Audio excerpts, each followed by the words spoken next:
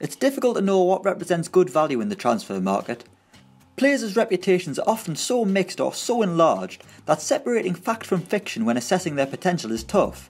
It's even tougher in the case of former greats looking to gradually ease their way towards retirement. Managers are always keen to pick up players from bigger clubs who need to take a step down as they have gotten older. Misjudging the potential of such signings is understandable though, but still frustrating from a fan perspective. Speaking of former greats, that brings us seamlessly to Carlton Cole, probably one of the greatest strikers the world has ever seen, who is believed to be a target for Crystal Palace after being released by Indonesian club Persib Bandung, with Roy Hodgson desperately in need of goals. Some would argue that Cole was never actually good enough at any point to warrant being called a has-been, but let's take a look at 5 other times Premier League clubs signed has-been players. First up, we've got Samuel Eto'O. Everton fans had every right to be optimistic about the signing of Samuel Eto'O back in 2014.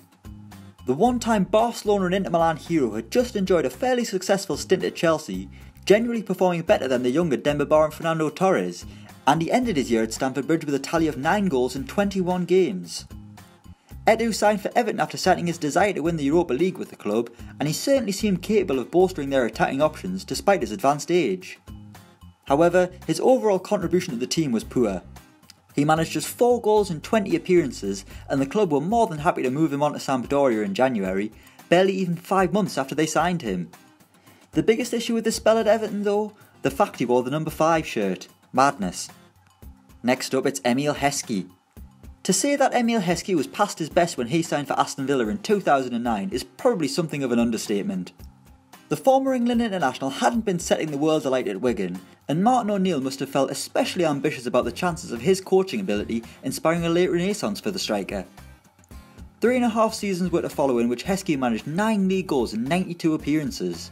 It was the sort of form that saw him head straight for the Australian A-League at the end of his contract, where, to his credit, he lit things up in his debut season, only to quickly come off the boil once again the following year.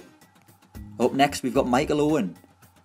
Signing a player with chronic injury problems is always a risky proposition, and Stoke City fans must have known there was a real chance that Michael Owen would hardly feature for them once they secured his signature back in 2012.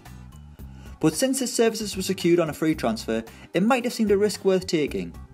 His time at Manchester United wasn't particularly glorious, best known for his last-minute winner in a Manchester derby, although he did substantially better in cup competitions, scoring a memorable opening goal against Aston Villa in the 2010 League Cup final. Unfortunately, his time at Stoke was practically non-existent. He managed 1 goal for the club and was limited to only 8 appearances before announcing his retirement. Next, we've got Rio Ferdinand. A player of Rio Ferdinand's calibre would be attractive to any club, but any chance of Rio rolling back the years after he signed for Queen's Park Rangers began to seem unlikely. Although Ferdinand had always been known as a great reader of the game, it became apparent that his physical decline was making life far too easy for his opposition. A 5 at the back system was brought in to protect Rio's ageing legs, but it did nothing, and the team managed only 5 clean sheets all season. Not quite the reunion Harry Redknapp had hoped for. Having started the club's first 7 games, he went on to lose his place in the squad altogether, and Ferdinand's career came to an end once the season was over, with QPR suffering relegation to the Championship. And finally, it's Robert Pires. Thanks to the appointment of Gerard Houllier in 2010, Aston Villa had the use of some continental footballing connections when looking to bring in players. The signing of a French player by a French manager would hardly surprise anyone, but seeing the 37-year-old Robert Pires arrive at Villa Park almost certainly left a few onlookers with puzzled expressions. Having only been offered a 6-month contract, it wasn't the greatest commitment by the club.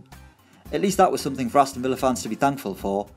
After 9 ineffective appearances during a 6-month period, Pires was let go. His main contribution to the team was the flat-pack bullying of Blackburn Rovers, not exactly a highlight in the career of a highly decorated player. Fortunately for Pires, he'll always be known for his glistening Arsenal career, rather than his time at Villa Park. Or that time he came out of retirement to play in India. Christ, that was grim. So those are 5 times a Premier League club assigned a has-been player. Let us know of any that we missed in the comments below. Thanks for watching, and don't forget to like, share and subscribe.